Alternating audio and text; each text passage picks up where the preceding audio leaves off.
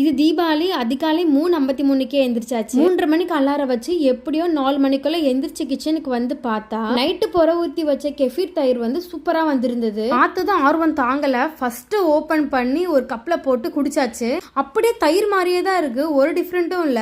நமக்குன்னு ஒரு ரெஸ்பான்சிபிலிட்டி வரும்போது தாங்க தெரியுது நம்மளோட அம்மா எல்லாம் எவ்வளவு கஷ்டப்பட்டிருப்பாங்க. தீபாவளி பொங்கல் நோம்பி டைம்ல எல்லாம் நம்ம லேட்டா எந்திரிச்சு லேட்டா குளிச்சுட்டு நல்லா மேக்கப் பண்ணிட்டு 4 போட்டோ எடுத்து நம்ம எடுத்த போட்டோ பத்தாதுன்னு கூட பிறந்தவனையும் ராவடி பண்ணி அவன் கையால ஒரு 15 போட்டோ எடுத்து அதுல ஏதாவது ஒண்ணு செலக்ட் பண்ணி ஸ்டேட்டஸ்ல போட்டுட்டு கறி சோறை தின்னுட்டு படுத்தா ஈவினிங் தான் எந்திரிப்போம். எந்திரிச்சு புது ட்ரெஸ் போட்டுட்டு திரும்ப பட்டாசு வெடிச்சுட்டு சாப்பிட்டு தூங்கிடுவோம். தீபாவளி பிறந்ததுல இருந்து இப்படிதான் போயிட்டு இருந்தது. ஆனா இப்போ கோழி கொக்கரக்கோன்னு கூறதுக்கு முன்னாடியே எந்திரிச்சு நாம கோழி எழுப்பி கத்த சொல்ல வேண்டியதா இருக்கு. போன வருஷம் தாங்க கல்யாணம் ஆகி தீபாவளி இங்க வந்து செலிப்ரேட் பண்ண குளிச்சுட்டு வந்து கிச்சன்ல பார்த்தா மாமியார் இட்லி சுட்டுட்டு இருந்தாங்க. பக்கத்துலயே கொதிச்சுட்டு இருந்த குழம்பு குண்டா ஓபன் பண்ணி பார்த்தா உள்ள பருப்பு குழம்பு கொதிச்சிட்டு இருக்கு. கறி குழம்புக்கு பதிலா கிட்ட கேட்டாங்க, என்னத்த கறி குழம்புக்கு பதிலா பருப்பு குழம்பு கொதிச்சிட்டு இருக்குன்னு கேட்டா இங்க அப்படித்தான். இதை கேட்டு போய் என் ஹஸ்பண்ட் கிட்ட மதியமாவது கறி குழம்பு வைப்பாங்களா அத்தன்னு சொல்லி கேட்டா அதெல்லாம் இல்ல, இதுதான் நைட்டு வரைக்கும் வச்சு சாப்பிடணும் இங்க அப்படித்தான் அப்படின்ட்டாரு.